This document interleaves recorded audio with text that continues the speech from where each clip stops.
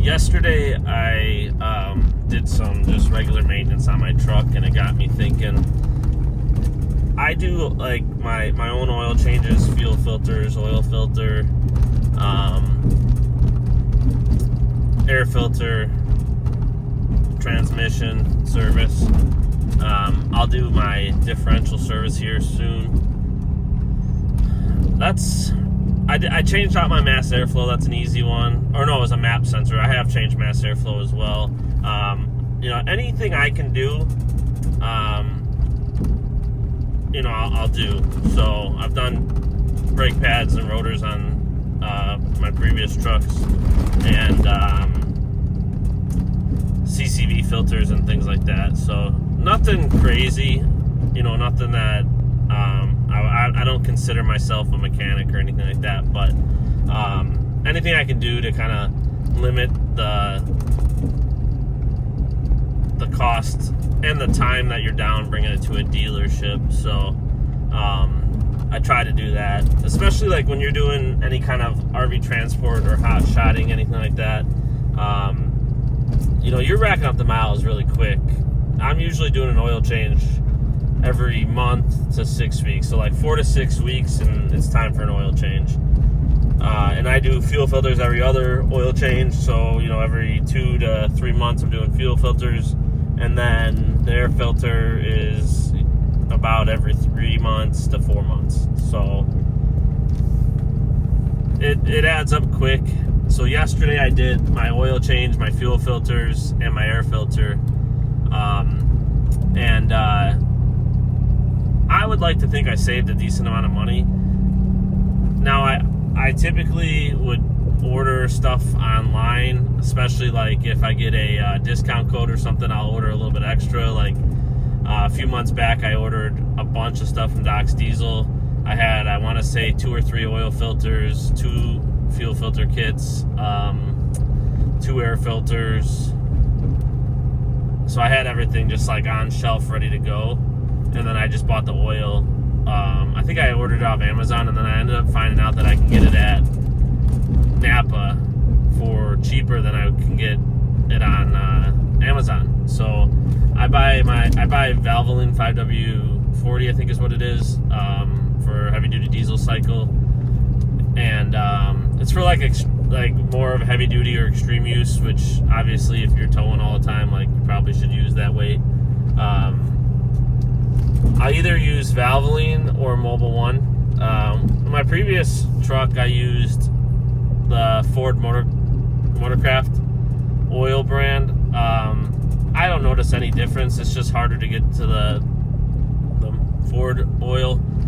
The weight that I needed, I was going to the dealership to get it. I think Walmart sometimes sells it, but it was like kind of hit or miss. And then sometimes I would go to get it, and they only had, 1 container of it, and I need 13 quarts. So I was at one point, I think I went to like 3 different places just to try to find enough of it. So I just go to Napa. It's right down the road from my house. They've had the Valvoline. I don't know if they have it priced wrong on the sticker or if it's just been on sale for a long time now, like over a month. But it says it's like $40 a gallon, and it rings up at like $25. So I switched from the Mobil 1 to the Valvoline, and I just been buying that. But I'm not opposed to switching back to Mobil 1. I feel like they're both good. The oil seems fine as it comes out. Like, it's not even at 10,000 miles, which is what I usually run.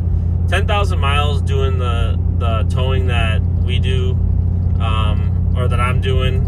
10,000 miles is what I aim for, and the truck, the computer on the truck usually tells me at 10,000 miles it's ready for an oil change. So that allows me to go off the computer as well as my 10,000 miles, safety.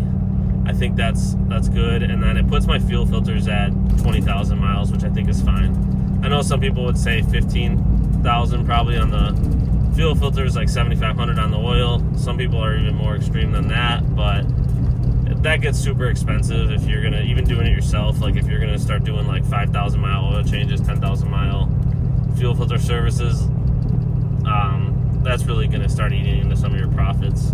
So yeah, Oh yeah, yesterday I did switch out the air filter. The air filter got to almost 40,000 miles. I think it was like somewhere between 35 and 40,000 is what I ended up doing. I was aiming for 30 and it just racked up really fast, a lot faster than I thought it did. And the way that I track my maintenance is I have a book I ordered on Amazon.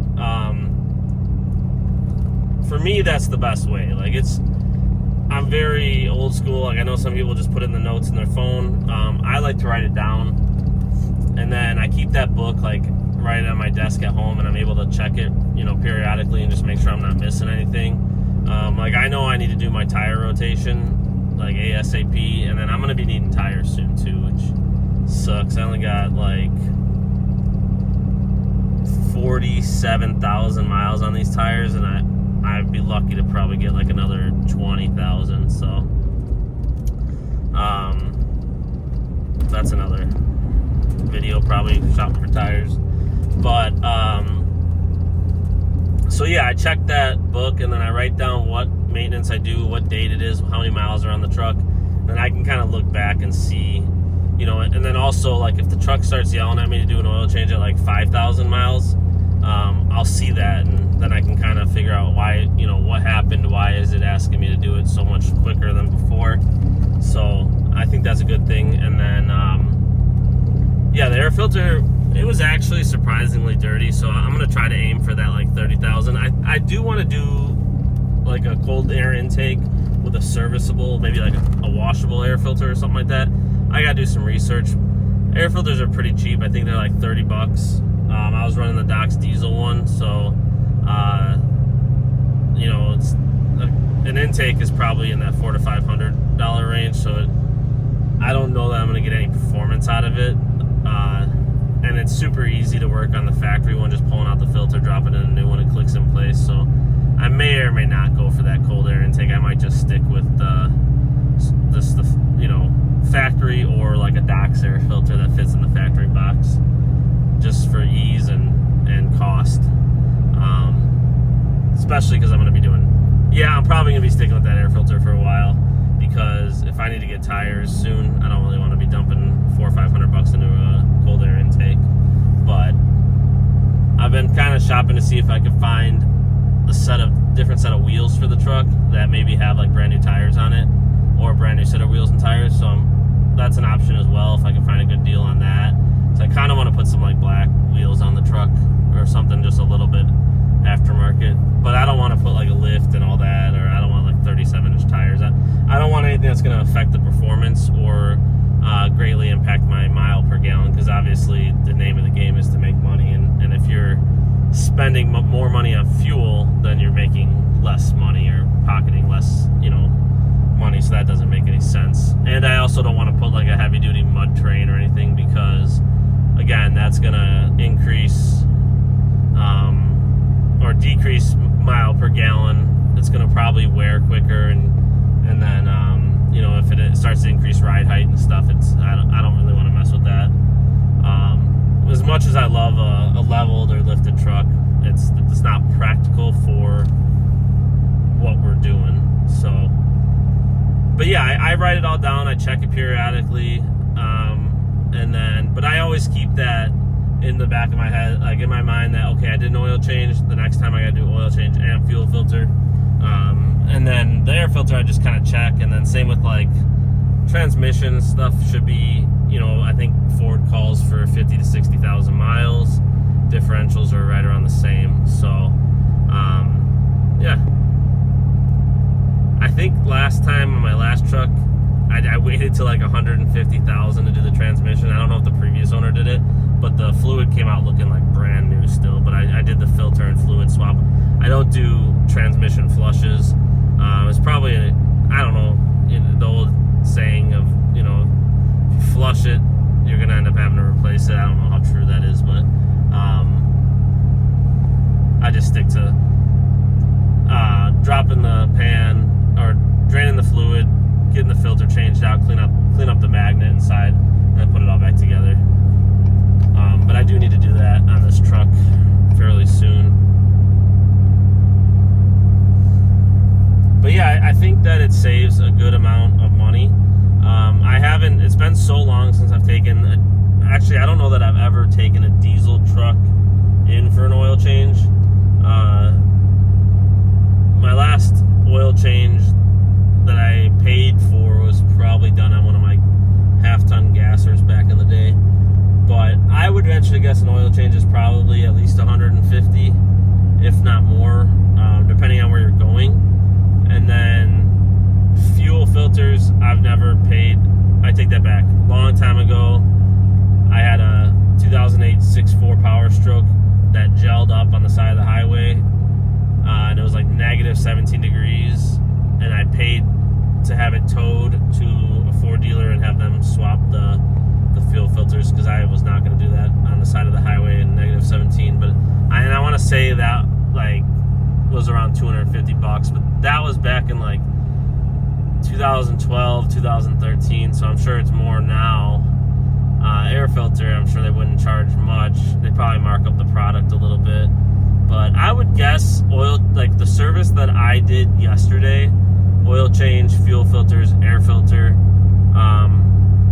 my guess would be every bit of $500 at a dealership. You know, probably a little cheaper at like a Jiffy Lube or some other place, but I don't really trust some of those places, because who knows what. You could ask them what diesel they're using or what oil brand and weight and all that, but I don't know. When I had an Eco Diesel, called for like a certain spec oil, like an Italian spec, and when I called, I was gonna have an oil change done because I couldn't get the filter anywhere, and the couple places I called, they were like, no, we just use T6, like no matter what. And I'm like, well, that's not what it calls for, like what spec. And they were like, no, that's what we use for every diesel. So if I was gonna pay somebody, it probably would, you know, unless it was like an emergency and I couldn't get it to a dealer, I'd probably pay dealer prices just to make sure it was done right. And even then, who knows if it really is. But yeah, I would say that service was probably a $500 service at the dealership. I was probably all in with my parts for under $250. That's with the 2 fuel filters, the oil filter, and the air filter. So, and then it took me like an hour. And that's the other thing I wanted to mention is like this one I was much quicker at than the first time I did, like specifically the fuel filters. Oil changes are kind of oil changes. But you kind of find ways to do things quicker. Like with my truck being 13 quarts of oil, you can't drain it into like a normal oil catch can that you would get from like AutoZone or something, because those aren't designed to hold that amount of diesel. So I drained mine into a 5-gallon bucket, and I found out the first time I did it, and I wasn't really thinking. I got the 5-gallon bucket up underneath there. I didn't have to jack up my truck, drained it. Well, I couldn't get the 5-gallon bucket out without turning it sideways. And at the time, I don't think I had my current jack, and I just had a bottle jack, and I think I ended up just dumping a bunch of oil on the driveway on accident. But so now my process is much quicker, and I've kind of perfected it, because like before I would do a little bit into the 5-gallon, and then I would do some into a 3-gallon bucket, but that would fill up too quickly and it would overflow. So and I would make a mess switching the buckets. But now I just get the 5-gallon bucket under there, drain it, and then as it's draining, I jack the truck up just a few inches. Tires aren't even off the ground, just lift the suspension a little bit, and I'm able to slide that 5-gallon bucket out. And then as far as like the fuel filters, this one's a little bit different than like my 2015, but I have one underneath that you have to drop. I think there's like 7 10-millimeter bolts that you drop, and then the filter just is like a cartridge that slides in, and you replace the gasket and put it back. And then the top one in the motor area has like 3 fuel lines connected to it. Pull those off and just swap the whole canister out. So it's actually a little bit easier than the 2015. and I think a little bit cleaner because you're not actually, it's just like a whole canister that comes out. But my point on that was that I'm able to do it much faster now than I would have been doing it, or I could do it the first couple times. So now I'm doing fuel filters, air filter, and oil change, you know, in about an hour. I'm not rushing at all. I could do it obviously a lot quicker. I'm letting everything drain out nicely, and then I'm cleaning everything up and disposing of the oil and back into the container so I can bring it somewhere. And you know, to me, to say, let's say I saved $250, I think that's definitely worth an hour of my time, especially considering that you're doing probably at least an oil change every month if you're doing any kind of hot shotting or RV transport, or maybe you don't do either, but you just drive a lot for other reasons. Maybe you work somewhere and the distance is far and you're doing a lot of oil changes, or you have some kind of business where you use your truck, like construction or something, and you're driving around all day. You probably do oil changes fairly often as well. So I definitely, like I said, I think it's worth an hour of my time to save $250. And I mean, I wish I could say that my time was worth more than that, because that would mean that you know, for me to go do work, I would make more than $250 an hour, but I don't at this point. So it's more cost effective for me to just do that service myself, know it was done right. But also, I'd like to hear your thoughts on it. I know there's probably a lot of guys or girls that don't do their own service, and I'd like to hear your opinion on why you don't do it. Maybe you think you're better off just getting it serviced while you're working on something else that is more valuable for your time. Let me know what you think in the comments.